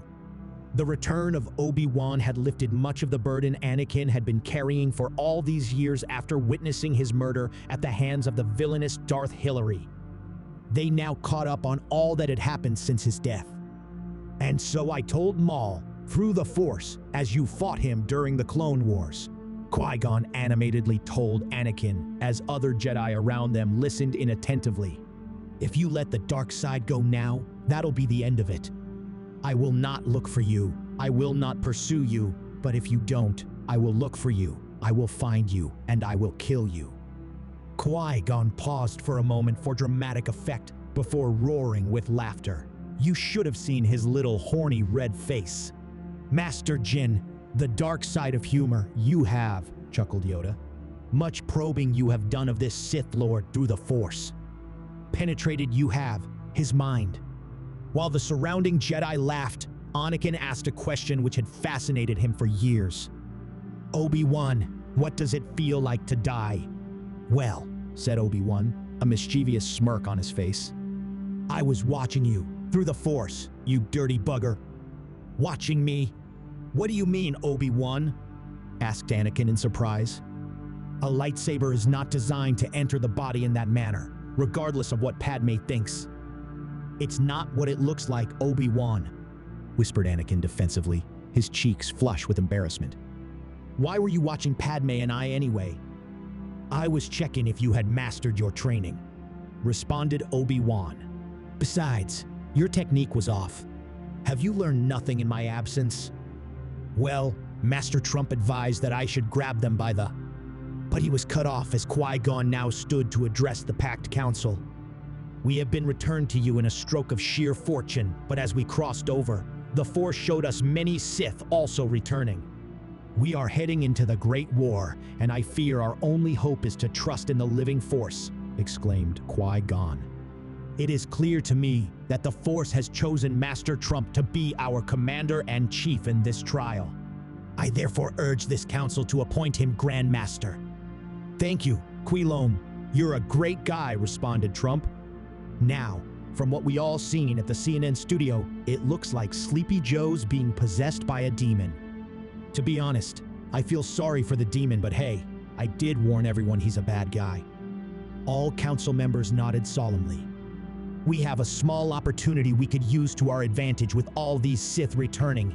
I expect there will be a lot of fighting within their party, not unlike the Democrats.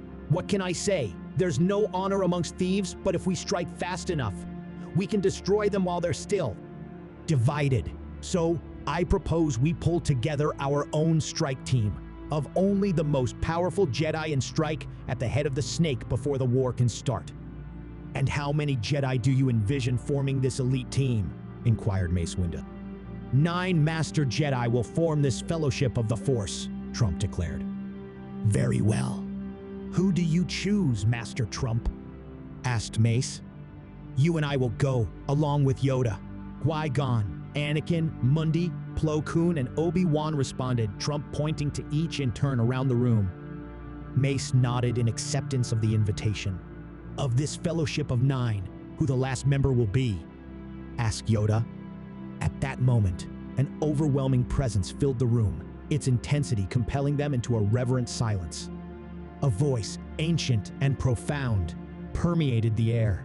"I, too, shall join your endeavor," it said. The council sensed the immense power, a force not felt since the revelation of Trump's connection to the Force. The learned amongst them realized, closing their eyes and searching for answers within the Force as the newcomer materialized within their midst. "Returned, the Prime Jedi has," announced Yoda. Over on the shadowed vastness of Mustafar, Darth Sidious brooded over his dark thoughts. The air was thick with the acrid scent of molten lava, yet the fiery rivers that carved through the blackened landscape seemed almost serene compared to the turmoil that churned within him. The Force whispered of unrest, of ancient Sith spirits stirring from death, having become one with the dark side of the Force, each a formidable presence that now dared to challenge his supremacy. The return of these Sith ancestors, including the master he had so ruthlessly betrayed, Darth Plagueis, unsettled him. Their awakening from the grip of death was a disturbance in the Force he had not anticipated, a variable that threatened the delicate balance of power he had so meticulously crafted. Sidious had long discarded the Sith's rule of 2 as a means to his end, but the resurrection of these long-dead Sith presented a conundrum that even he, in all his foresight, struggled to address. Could he rally these revenants under his banner, he wondered? A temporary alliance might indeed tip the scales in his favor, ensuring the ultimate downfall of the Jedi and their newfound champions. Yet, what chaos would follow in the aftermath of victory? A civil war among the Sith was inevitable, a battle of wills and power that could very well lead to his own undoing. And then there was Biden, his once puppet, now an enigma. The transformation that had overtaken him was profound, a metamorphosis triggered by forces Sidious could neither control nor comprehend. This new Biden, reborn as a vessel for an ancient and malevolent darkness, the Witch King. Was this Witch King now ally or adversary? The uncertainty gnawed at him, a rare sensation for one so accustomed to dominance. The approach of a figure through the mists of Mustafar pulled Sidious from his contemplations. The silhouette materialized from the smoke, its presence commanding yet enigmatic. Darth Revan stood before him, a legend reborn, his eyes burning with an intensity that matched the volcanic landscape. "Darth Revan, you have returned," Sidious intoned, his voice a mix of curiosity and caution. "The galaxy stands on the brink of a war unlike any before. Your arrival is timely." Revan's response was as cryptic as the man himself. "The galaxy churns. Darth Sidious. The Force seeks balance, and I have been awakened to serve its will. Your empire, your ambitions, they are but ripples in an ocean, like piss in a flowing stream. Sidious regarded Revan with a wary respect. Here was a Sith Lord of unparalleled wisdom and power, a master of both the dark and the light. Revan's allegiance was his own, beholden to neither Sidious nor the ancient codes that once governed their order. We stand at a crossroads, Sidious conceded, his gaze never leaving Revan. The Jedi amass their forces, emboldened by the fallen we ourselves banished. You speak of balance, then let us balance the scales together. Join me, and we shall cast down our mutual foes. Revan's gaze was unreadable. Your vision is narrow, Sidious. I walk a path you cannot follow, but our goals may yet align. For now. The alliance, if it could be called such, was one of convenience, a temporary truce between titans. Sidious knew the stakes had never been higher. As Revan vanished back into the mists from which he came, Sidious turned his attention to the war that loomed on the horizon. The chessboard had been set, the pieces moving of their own accord, and he, the Dark Lord of the Sith, would need to play the game of his life to emerge victorious. For now, Sidious mused, let the galaxy tremble at the return of its ancient masters. Let the Jedi come with their newfound hope. He would be ready. They would all see. The dark side was eternal and he, its emperor. Back in the Supreme Jedi Council, a silence fell as the gathered masters observed the humanoid-like creature that had materialized in their midst. The Prime Jedi, the progenitor of their order, the very embodiment of balance within the Force, had returned to them at their most desperate hour. Anakin, Obi-Wan, Qui-Gon, and the rest of the council members rose to their feet in an instinctive show of respect and reverence for the Jedi who had founded their order. Master Yoda, his eyes wide with recognition and respect, spoke first. Great honor it is. In our time of need, you have returned. The Prime Jedi nodded, his gaze sweeping over those assembled. The Force flows through all things, yet it is unbalanced. The darkness rises, and with it, the galaxy teeters on the brink of destruction. Trump, intrigued by the Prime Jedi's presence, stepped forward.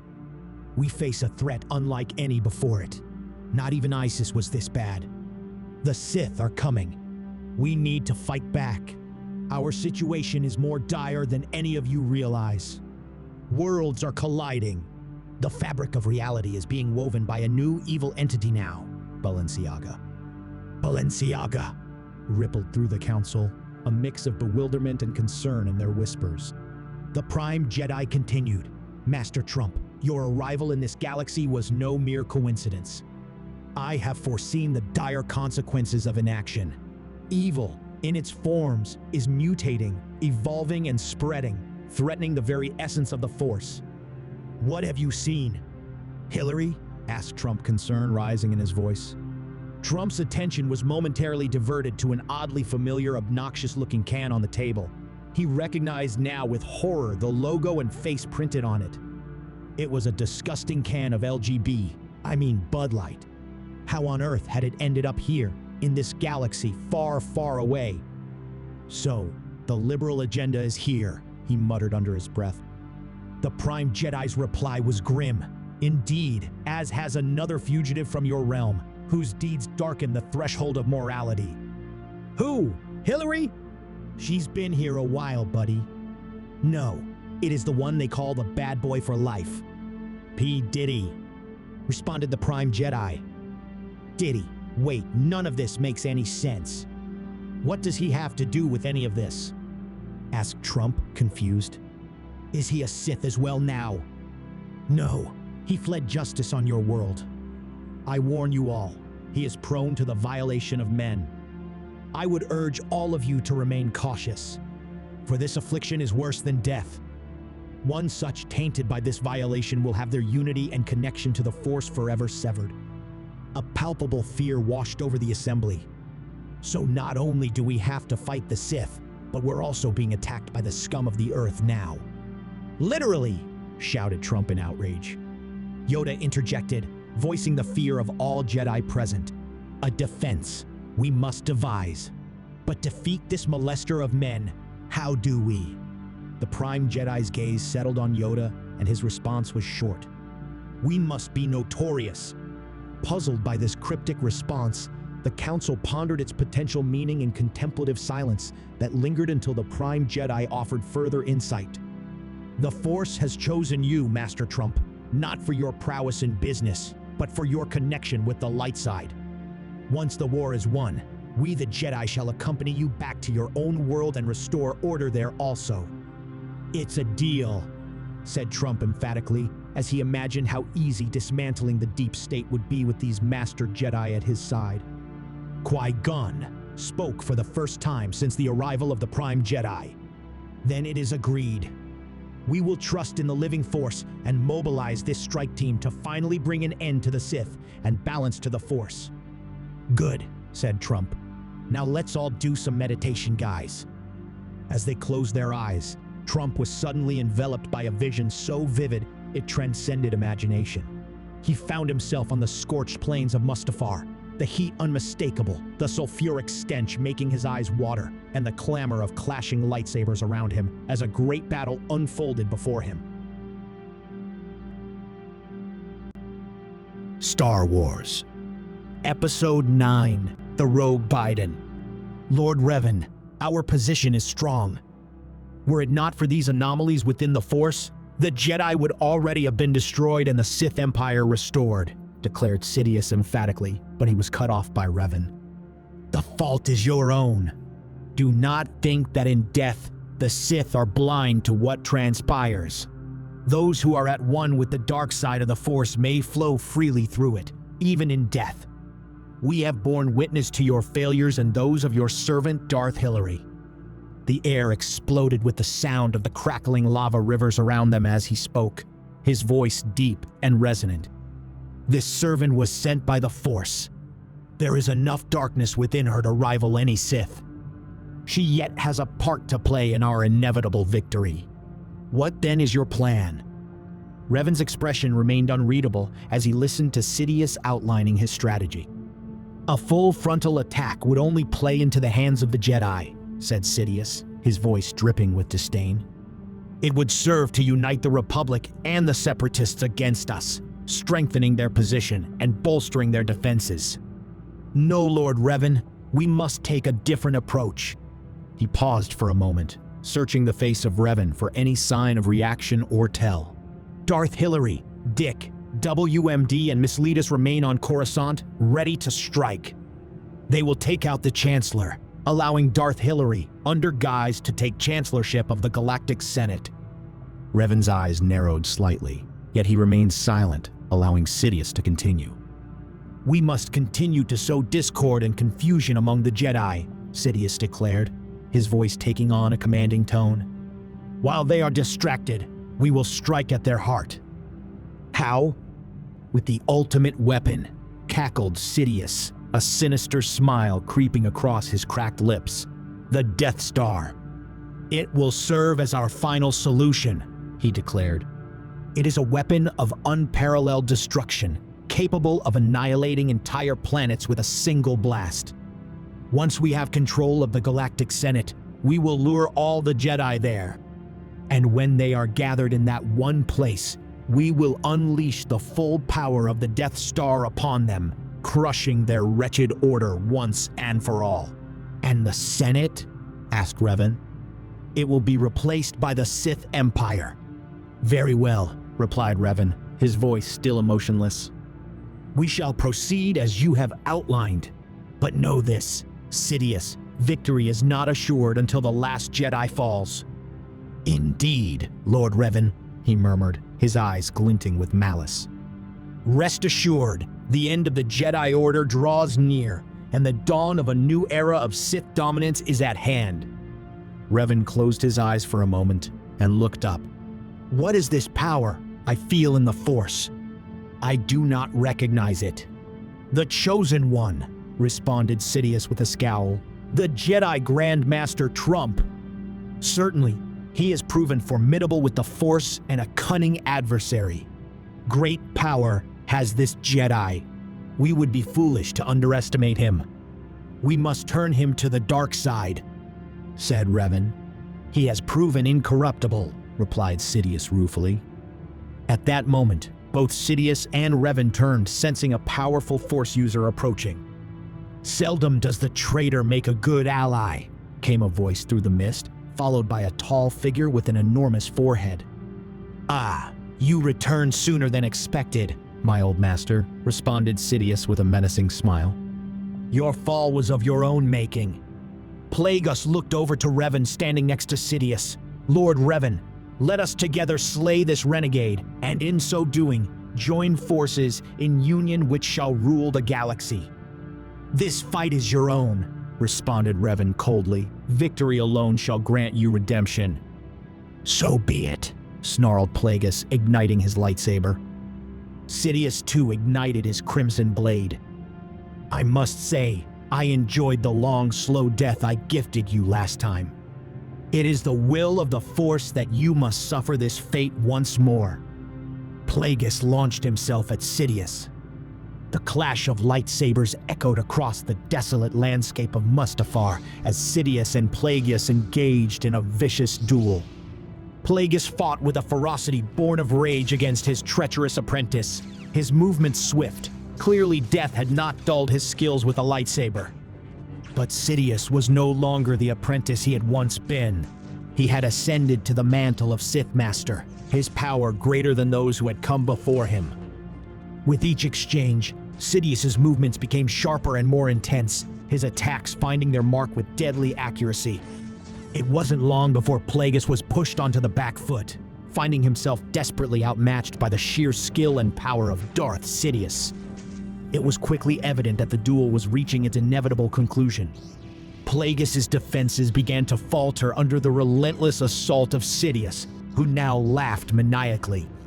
Plagueis' movements grew more sluggish with each passing moment.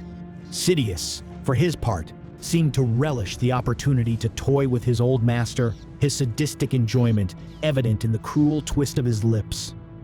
With a final, decisive strike, Sidious cut off both of Plagueis' hands, sending his lightsaber spinning across the battlefield. As Plagueis fell to his knees, defeated and broken, Sidious loomed over him, his eyes burning with triumph. "Take him away," Sidious commanded his personal guard, his voice dripping with contempt. "His suffering has only just begun." But as the guards approached, Plagueis sensed his opportunity. He would not let revenge slip so easily. He would live to fight another day. Reaching out with the power of the Force, he began transferring his essence into a clone he had prepared in secret on Coruscant. Sidious, realizing his mistake too late, roared with fury as he watched Plagueis' body slump to the ground lifeless. But before he could act, his attention was diverted by the approach of several newcomers. Foremost among them was his old apprentice, Maul, flanked by a group of shadowy figures. Sidious's grip tightened on his lightsaber. "You," snarled Sidious, his voice dripping with venom. "You dare to show your face before me?" Maul's eyes burned with a fierce intensity as he stepped forward, his hatred unmistakable. "You took everything from me. You killed my brother," he growled. "But now I have returned to claim revenge." With a flick of his wrist, Maul ignited his crimson blade. Sidious sneered, but recognized this skilled assassin could be of great use to his plans. He deactivated his own lightsaber. "Many have returned by my hand to take their rightful place in my new empire. Join me, and we shall bring back your brother." Maul, taken aback, stared in confusion. "You brought me back. Why?" "It was your weakness which cost you and your brother. I am offering you another chance. Take your place by my side." After a long pause, Maul too deactivated his lightsaber and knelt. "I want Kenobi, and you shall have him. Arise, my apprentice." As Maul knelt before him, Sidious sensed more Sith approaching. The air around them crackled from the power that resonated from the mightiest dark side Force users who'd ever lived. Turning, Sidious beheld the forms of the Sith of old, of a dark side legacy that stretched back millennia, their presence a chill in the scorching air of Mustafar. At their forefront stood Ajunta Paul, the first Sith Lord. Beside him loomed Darth Bane, the architect of the Sith's greatest triumphs and darkest deeds. Behind them stood Darth Nihilus, blanketed by darkness, visible only by face, and Darth Tenebrous, a shadowy figure whose machinations had spanned centuries. Sidious and Revan exchanged a glance, acknowledging the significance of the moment. This was an unprecedented gathering of the most powerful Sith Lords in history, united under a single purpose: the destruction of the Jedi Order.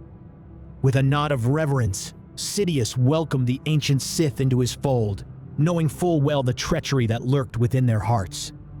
After all, treachery was the very essence of the Sith doctrine. "Welcome, my brothers. We shall stand this day united against our common enemy," Sidious declared. "Together, we shall crush the Jedi and usher in a new era of Sith dominance.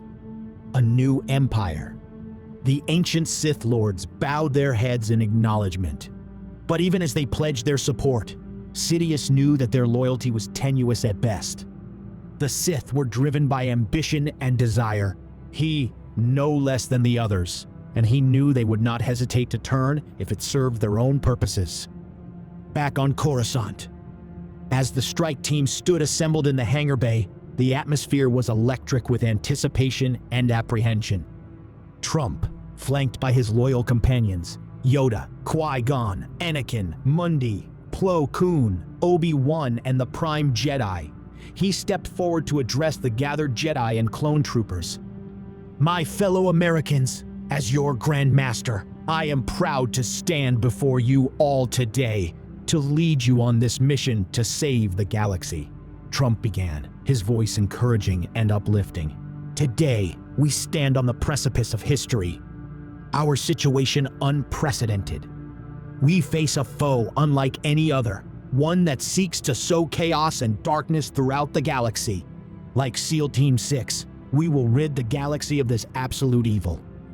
He paused, surveying the determined faces before him, before continuing on. "Like Bush, who should never have been in Iraq. Bill should never have been in those kids. The Sith should never have come back. Together, we shall confront the corruption that has plagued our republic and vanquish the Sith once and for all." His powerful words resonated with all assembled. "Wise, Grandmaster Trump is," said Yoda, nodding his head in approval. Trump's words instilled his team with renewed determination and resolve. "Did you hear that, Padme?" Anakin asked Padme, who had come to see him off. "Grandmaster Trump will lead the Jedi to victory. The twins will live in a peaceful galaxy once the war is over." Anakin had recently confided in his master the extent of his relationship with Padme, and to his surprise, Trump had fist-bumped him and advised him to name the children Donald and Ivanka. Anakin had obliged, naming the boy Donald Skywalker and the girl Ivanka Skywalker, much to Padme's displeasure. His master had then issued an executive order permitting the Jedi to have relationships. He berated the council members who supported the policy, outing several of them as frequent visitors to the brothels of Tatooine. "And stay away from those younglings," he scolded Kit Fisto angrily. This change allowed Anakin and Padme to openly declare their relationship without fear of punishment and benefit from various tax credits. "Vivek, Tucker," called Trump, "I'm tasking you two to maintain peace and order while I'm away. Vivek, you will be my delegate at the Senate. I want you to put 50% tariffs on exports from the separatist planets and a ban on immigration from those regions. We can't afford another border crisis."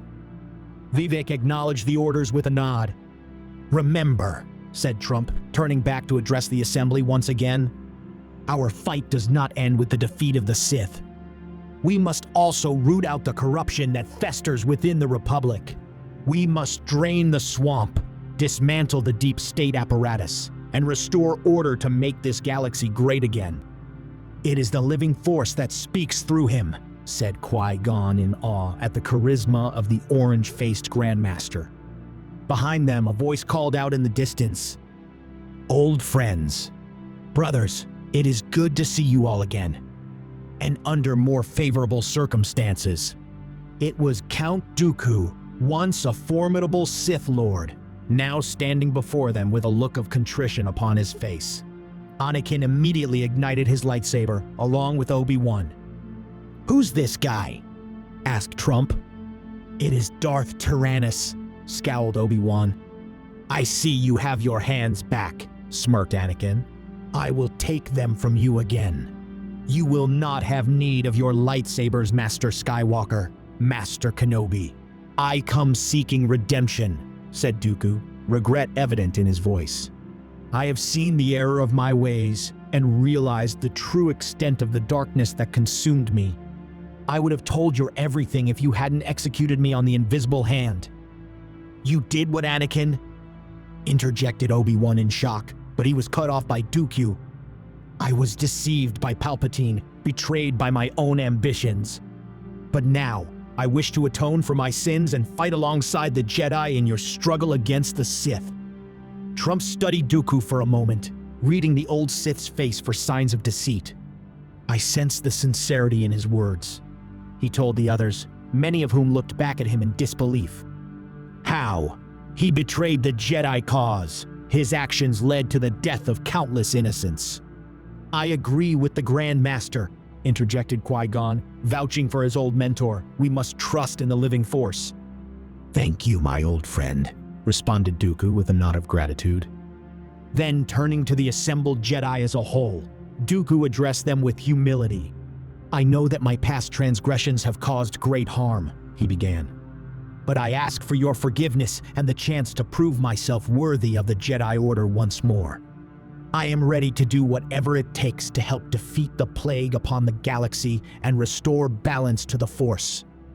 The Jedi Council exchanged glances, silently deliberating Dooku's plea. After a moment, Trump nodded in agreement, a gesture of acceptance and trust. "Very well, Dookie," Trump said. "You shall have your chance at redemption. May the Force guide your path." At that moment, all felt a change in the Force, a disturbance close by. Yoda closed his eyes in meditation, searching the Force for answers. He opened his eyes after several minutes. Arrived evil has upon Coruscant. Darth Biden, Darth Hillary, many more, including this molester of men, P. Diddy. "There is no time to deal with this now," said Trump. "Our priority is cutting off the head of the snake on Mustafar." "Perhaps there is another option," interjected Dooku. "I will attend to the disturbances here while you are away." "Alone. Too dangerous it is," said Yoda. "Perverted the Force has become around Coruscant. Ahsoka and Master Shakti, together, shall go." "Very well," sanctioned Trump. "Now let's go." The strike team followed him onto the ship. It would take 8 days to reach Mustafar, so they all settled in for a long journey. Trump took a seat between Yoda and Anakin as the ship took off. Trump took the opportunity to educate his young apprentice on many matters during this time, advising him on life, business, politics, and women. "But Padme," began Anakin again for what felt like the 100th time. "I understand. She doubts your skills with your lightsaber, Anakin, but have you ever shown her the Force or grabbed her by the—" But Trump was cut off before he could finish what he was going to say. Yoda, his eyes still clouded from his deep meditation, cut in. "Difficult this battle will be," he began. "Powerful Sith have arisen, ancient and formidable. Deadly the confrontation will be." But Trump was determined to stay firmly on topic. "What about you, Yoda? You got your own little green gremlin girlfriend stashed away somewhere?" Yoda's eyes shot open, looking around at Trump and Anakin awkwardly. "Permitted relationships are not, an example set we must." "But Master Trump changed the code prohibiting attachment and relationships," interjected Anakin excitedly. Yoda pursed his lips disapprovingly, opting not to respond. "Guys, a 900-year-old virgin," whispered Trump to Anakin, who laughed. Yoda closed his eyes again, as if searching the depths of the Force for answers. "Returning to Mustafar, the Sith are, drawn by the dark side's call," he said gravely. A murmur of unease rippled through the ship. The inevitable confrontation grew closer. "Dark Force powers we will face. This galaxy has not seen for 1,000 years. Let's see what Jedi Prime has to say," said Trump. "I'm sure he'll have seen plenty of dark stuff in his time." The Prime Jedi woke from his own meditation and began recalling the details of his battles with the Sith of old. As he spoke, Trump recalled the little gold ring Gandalf had given him, which now lay hidden, resting upon a chain around his neck. Gandalf had informed him the ring had great power and would enhance his connection to the Force greatly. He had a feeling it would be needed on Mustafar. Back on Coruscant, night had fallen. Dooku felt a hidden darkness approaching the Jedi Temple. Determined to redeem himself, he took up his position at the entrance to the temple and waited.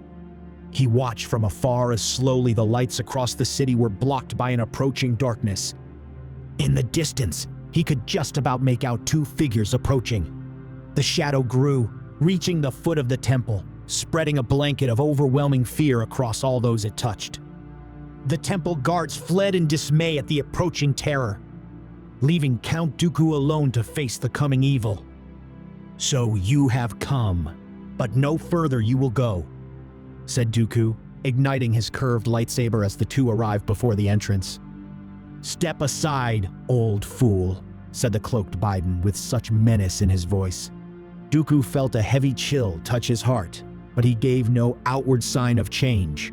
He looked down at the smaller of the two figures, but no less evil in its aura. "Darth Hillary, I have watched your failures through the Force. It is a wonder you chose to show your face again." "You will all die," snarled Hillary. Dooku laughed. "I hear your husband Bill has a thing for younglings," he retorted. At these words, Hillary's face contorted into a grotesque rage. She ignited her lightsaber and flew at Dooku. Biden raised a black steel sword, which after a hiss of command ignited in red flames. Elsewhere in the Senate district of the city, Ashoka and Shak Ti watched as above them the shadows spread, blotting out all light. After hours spent searching for the dangerous creature P. Diddy without any success, they had heard rumors of women being attacked to the south of the city, but had so far found nothing. Upon seeing the shadow above them, they agreed it was time to get back to the temple. It was then they heard a female scream down a dark alleyway to their left. After a quick glance at each other, they darted down the alleyway to find a strange-looking man standing over an injured humanoid-looking female. The strange man was clad in sunglasses and an excessive amount of jewelry. "Is this the stunted creature we're looking for?" asked Shak Ti with uncertainty. They ignited their lightsabers as a precaution. After all, Yoda had warned the creature was highly dangerous. "You there, unhand that woman and identify yourself," shouted Ahsoka. "I'ma smack you up like Cassie," the creature shouted at the downed woman, appearing not to have heard them. "I killed Biggie. Me, ain't no body fuck with the bad boy for life. We must be careful, Ahsoka," Master Yoda warned. "This creature violates its victims and can sever your connection to the Force." Thanks for joining us on this adventure. If you enjoyed the journey and are eager for more wild fan fiction, don't forget to hit that like button, share with your fellow fans, and subscribe for more episodes. And if you're as enchanted by the idea of Middle-earth meeting Hogwarts as we are, make sure to check out our series exploring this magical crossover. Your support brings these worlds to life. Until next time, keep the fantasy alive.